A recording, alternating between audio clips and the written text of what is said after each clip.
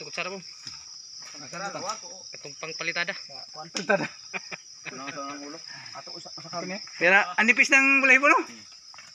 Nakay tabo jo nga nay kwan. Kilig ba ang tuhod ko? Sa panglakas nito. Ayan guys, yan pong ating kaganapan dito sa Manggahan, San Francisco, Quezon. 31 po ng gabi ngayon, October 31. At nagkatay po kami ng baboy para sa babang luksa ng aming nanay. Date anniversary, first year date anniversary. So wala pong kuryente dito sa amin, solar lang yung gamit.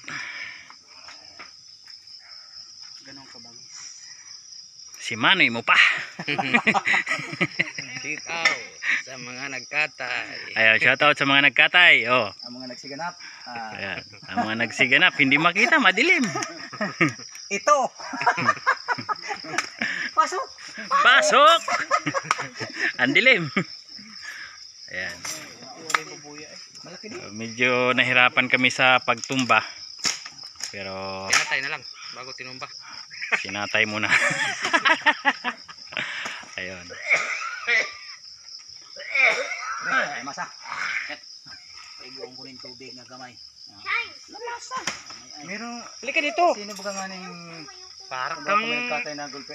Ay, doon sa taas. Grabe yung bubo ni Bayo J. Ubos agad dyan yung pitchin. Dalawang kawan ang malaki yung ubos. Ay, sabi ko yun naman.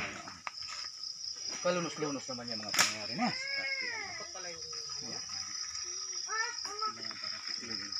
tingnan niyo mama mo.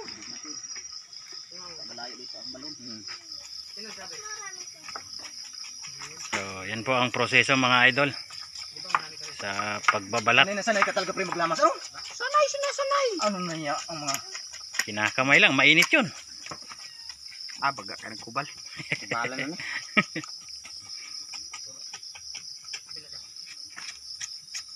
So, native na baboy po ito. Ilang buwan to, Bom? Ano ay? 8 months? Mag isang taon sa Pebrero. February. Mga 8 months pa lang. 8 months at walang buwan. 8 months at walang buwan pala ang. Bili ano? Sari din eh. Ay, hindi ka nagpabili ng blade. Mayroon dyan. Ano ba? Yung kay bumom na blade, ano yun?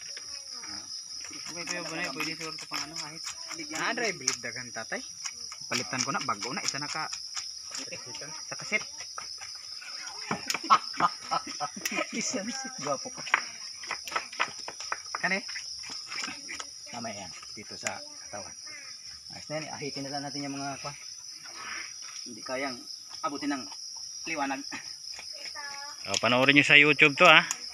Ray M Mix Vlog. Ayan guys. Paki-subscribe na rin.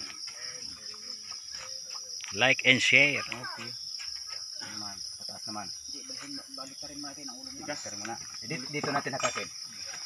Oops. Dami, pagsamantagal na pa. Berandunggan dati ka. Yan. Kamas.